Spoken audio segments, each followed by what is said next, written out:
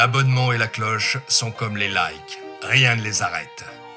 Et il en sera ainsi tant qu'il y aura des hommes prêts à lâcher un commentaire. Mon trésor, c'est à l'équipage Killer Bee que je l'ai laissé. Partez vite à la recherche des vidéos de Neil le Soubeyran, si vous n'avez pas peur de l'aventure.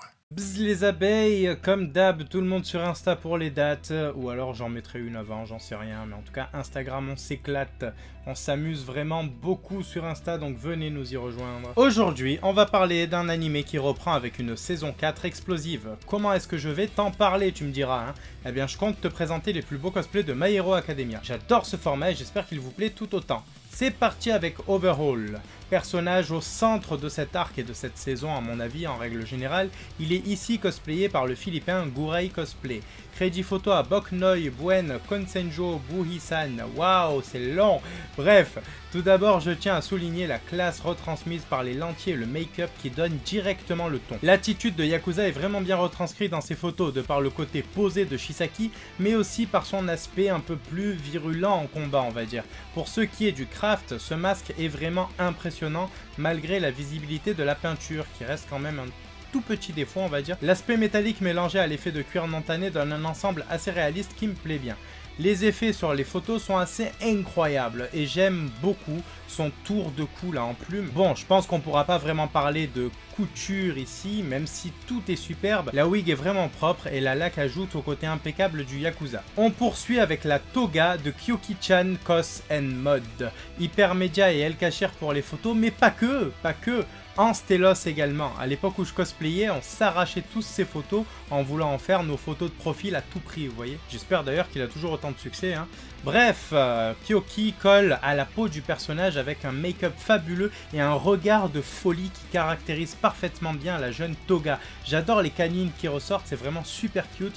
Le tout est assez dérangeant, comme chez Toga, une sensation d'ailleurs très rare chez un personnage de shonen, et je pense que c'est pour ça qu'elle est si attachante. On retrouve cette sensation-là chez d'autres persos de la Ligue des Vilains, mais c'est vrai que bon, c'est plus flagrant chez elle. Cette fois on peut parler de couture il me semble, et le travail est assez élaboré quand on voit tous les éléments du costume. T'as encore géré comme d'habitude, donc vraiment bravo à toi. La wig est très belle, les quelques cheveux en trop collent assez bien avec la nature propre sur soi mais totalement instable du personnage, donc je valide puissamment. Passons à l'acolyte de cette chère Toga, l'un de mes personnages préférés, Twice. C'est l'artiste martial américain Lil G Cosplay qui nous l'incarne de façon réellement magique cette fois. La matière choisie est digne d'une adaptation live de type Marvel, quoi. C'est vraiment incroyable. Le roleplay, lui, commence déjà avec l'expression choisie pour le costume. J'adore. Le lycra a été parfaitement modifié avec une matière semblable à ce qu'on appelait, nous, du grillage. Mais sur certains points du costume, on dirait plus de la mousse. Donc je sais pas trop, mais ça rend vraiment bien. J'ai aucun crédit malheureusement pour ces photos, désolé. Et si on allait jusqu'en Espagne pour chercher Dabi avec Sora to Cosplay, HWTQ pour les photos. Elle est géniale, géniale. J'ai cherché pendant super longtemps pour Dabi. Le make-up est jamais suffisant pour ce personnage, donc ça a été vraiment très dur. Mais quand je suis tombé sur Sora, j'ai arrêté les recherches. Déjà parce que le level de maquillage est extraordinaire, mais en plus et surtout pour ce skill totalement réaliste. Les traces de brûlure font vrai, comme si des croûtes s'étaient formées sur elle. Les espèces d'agrafes aussi font vrai justement, et cette superbe veste cousue est vraiment bien foutue.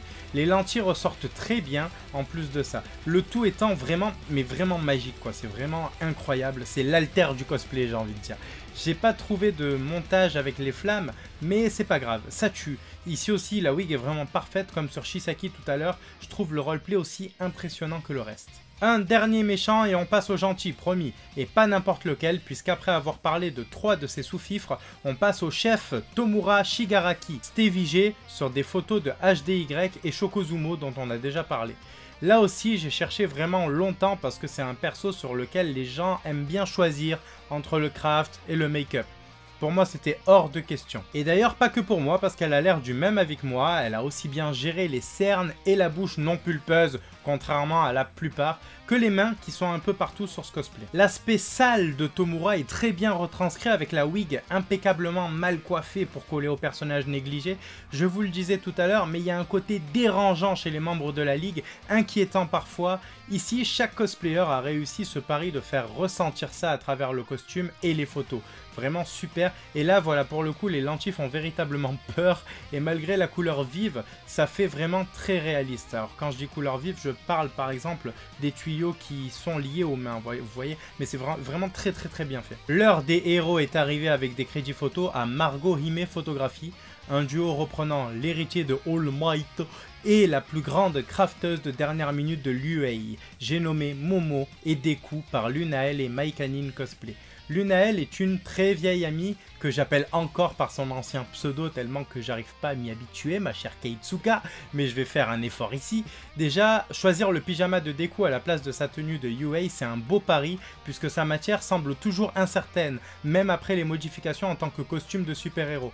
D'ailleurs, je sais plus, mais il me semble que même sans modification, son pyjama avait été accepté comme tenue officielle. Ça veut dire que niveau sécurité, on se met un peu les doigts dans le nez dans une société de héros quand même. Mais enfin, pour en revenir au costume, il est réellement superbe. La précision de coiffe pour la wig me surprend vraiment, mais en même temps, c'est un tout. T'as géré ce cosplay avec une réelle précision, même au niveau du make-up, des poses, du montage photo, c'est vraiment super cool. Je sais pas si c'est du travail de couture et de craft, mais le costume est réellement parfait. Pour ce qui est de ton acolyte, Maikanin, j'ai aussi cette impression de perfection, que ce soit au niveau de la wig ou de l'air simplement de Momo, mais c'est vraiment génial. J'ai vu les deux tenues d'ailleurs, sur celle de l'uniforme UA, t'as même la batte, c'est cool, mais justement sur la seconde tenue, je pense que t'as moyen de faire de superbes photos en refaisant une scène de Momo en plein craft, tu vois, quand elle sort justement les objets, avec ses petits côtés, tu sais, il y a des carrés un peu, ça serait vraiment super. Ton make-up est parfait, et même chose pour la tenue. Vous vous mettez l'une l'autre en valeur dans ce shoot, et c'est vraiment super beau.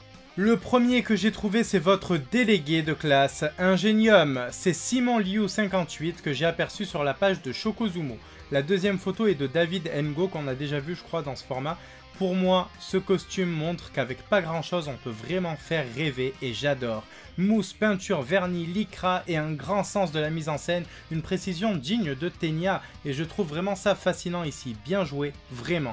Les détails sur l'armure restent tout de même bien pensés, les tuyaux d'ingénium, les mollets de l'armure également, je pense que c'est un costume simple mais totalement beau et la photo de Shokozumo lui rend vraiment honneur. On trouve des grenouilles vraiment mignonnes en Afrique du Sud, preuve avec la Tsuyu de Kinpatsu. Il me semble que les crédits photos sont pour elle en fait au vu des signatures dessus et du manque de photographes identifiés.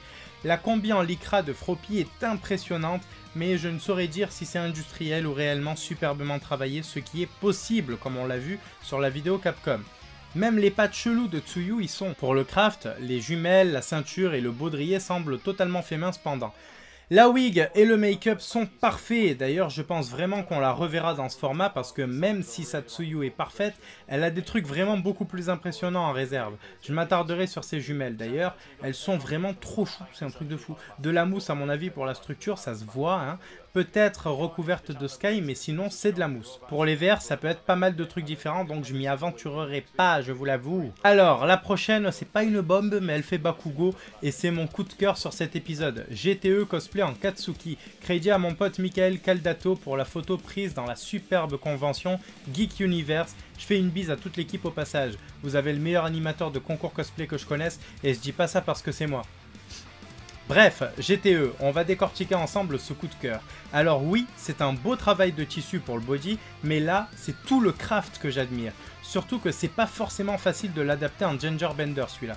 Des pieds à la tête, sinon on parlerait directement des grenades, donc on va commencer par le bas. On a déjà la pointe des pieds qui est craft avec des bottes, d'ailleurs j'ai vu que c'était une espèce de semelle entière sur une autre photo.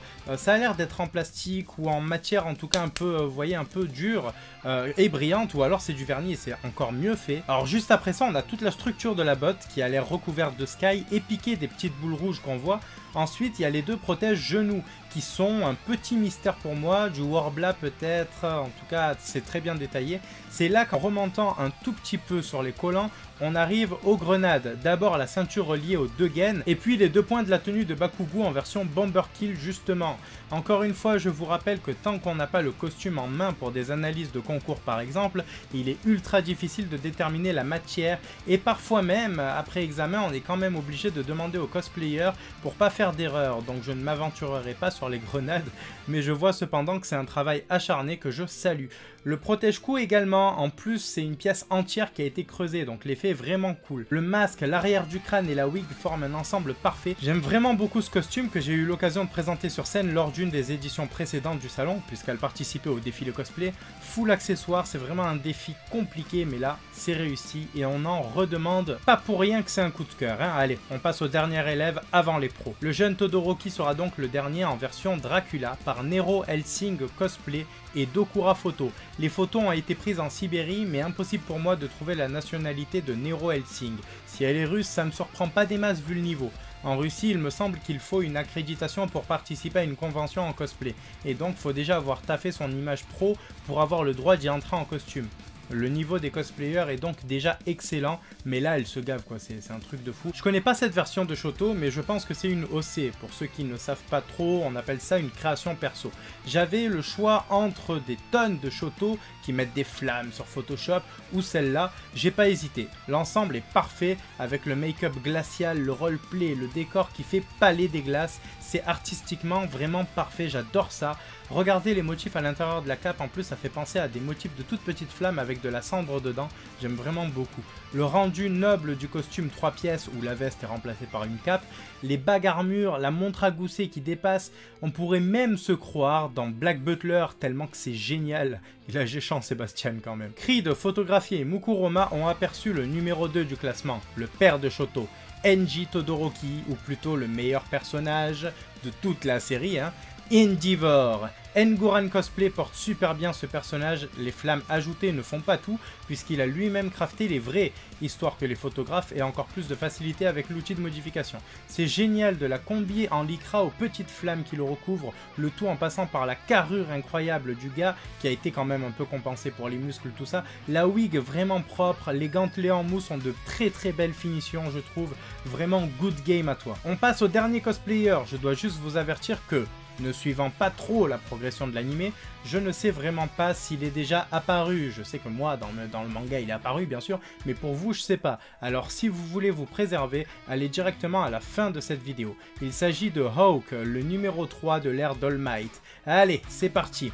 Ça sera donc Isa Is Anissa, je sais pas trop comment ça doit se prononcer mais je vais le dire comme ça, qui, regardez-moi ça, c'est juste les ailes fabuleuses, c'est vraiment merveilleux. Chaque plume a été craftée. Le travail de couture est vraiment impressionnant cette fois avec de la fausse fourrure à effet emplumé qui vient se mêler à une veste chic, style daim on va dire, pour lui donner un air de veste d'aviateur. C'est vraiment superbe, les lunettes et le casque mettent en valeur le travail de la wig. J'aime bien ces lunettes en visière sur Hawk d'ailleurs, ça lui donne un air un peu de Gatchaman dans la bataille des planètes pour ceux qui connaissent. Cette cosplayeuse de Las Vegas a même fait une version un peu plus rétro du personnage avec les ailes style aigle plutôt que colorées en rouge. Chaque détail compte et ici le make-up n'est absolument pas négligé. J'adore. Bon, bah j'ai fait un petit tour de ce superbe univers que je suis depuis le tout premier, enfin le tout premier non, mais depuis les tout premiers scans quoi, traduits en français, et que je trouve vraiment magique. On se retrouve sur mon Insta comme je le disais parce que c'est là qu'on s'amuse le plus. Merci à tous ceux qui partageront au maximum cette vidéo, qui la montreront à leurs potes, etc. C'est grâce à vous qu'on avance. Toi là, tu vas me donner des idées d'univers à préparer sur ce format dans les commentaires. Je sais que tu prendras 5 minutes pour le faire, je le sais. Sinon, le pouce de soutien, l'abonnement et la cloche comme toujours. Bzzz les abeilles. Et ne vous inquiétez pas, la cavalerie est arrivée. Salut, c'est Natsu de Fairy Tail. Si tu veux rentrer dans la guilde, alors abonne-toi à Killer Bee.